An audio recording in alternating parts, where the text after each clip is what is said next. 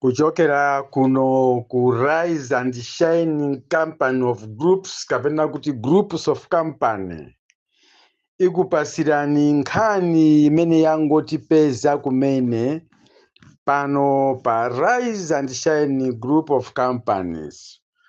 Zadziwika pano kuti Dave Malamula aja amene anabowola magalimoto ama MP awiri ku nyumba ya malamulo komanso kuwonongapo magalimoto ena akuyenda ndi Richard Chimwendo Banda mu mzinda wa Mzuzu ngati owateteza wawo. Mphekesera zimamveka kuti Dave Malamula anatumizidwa kunja zitangochitika za CCTV kuti akabisale. Koma nkhani yona ya akuluakulu ndionera kuti Dave Malamula amati Malamula kani malamulo ali ku Mzuzu akuyenda ndi Richard Chimwendo Banda. Zimene zikungosonyeza kuti ziwembu zonse zimene zakhala zikuchitika mdziko muno ndi chipani cha Malawi Congress Party akupangisa akutsogolera ndi Richard Chimwendo Banda. Amalawi anzanga ndikufuna ndikumemeni nena kuti kulikonse kumene kuli Malawi okonda dziko lake osavoteranso chipani cha Malawi Congress, chipani chakupha, chipani cha atsogoleri ake ozunza, ndiponso angoonetserati kuti chiwembu chimene chinachitika pa 10 Juni ku Chikangawa Achimwendo Banda akudziwapo kanthu chifukwa iwo atakhala okhudzika sangamayende ndi munthu oyipa ngati ameneyi amenenso akulephera kuti polisi imugwire imange. Ndikupempha ku Mzuzuko polisi viyeni anga ifike lero lomwe ku Mzuzu, ifike ku polisi ya Mzuzu.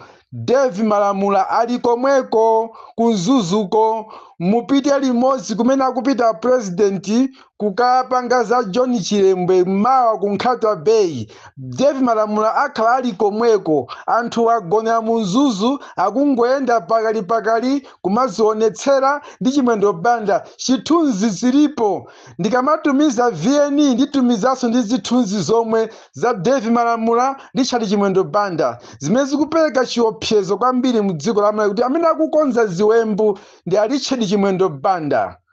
Amalawi tiyeni tisamale, tiyeni tikwiye, mademonstration amene afuna kuchitika ku Mzuzu aja achitike ndithu, zifamba zili komweko ku Mzuzuko.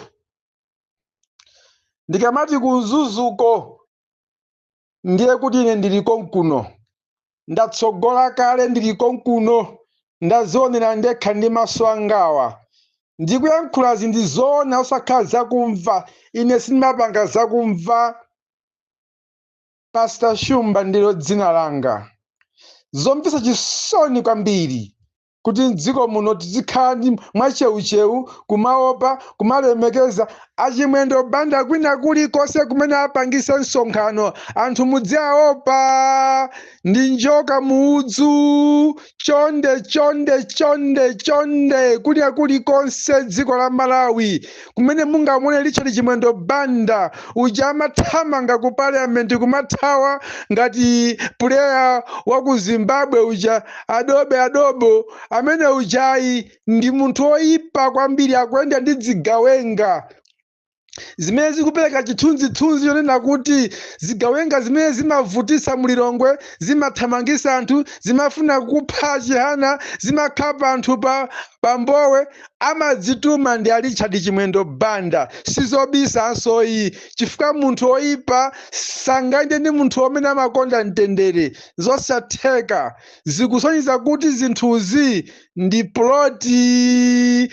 Pastor Shumba ndilo dzina langa. Amalawi ndakupatsirani, alole akane ndili mu Mzuzu muno. Ine sindimaopa, ndimayankhula chilungamo, ndidzayankhula chilungamo kwa Amalawi mpaka nakalekale.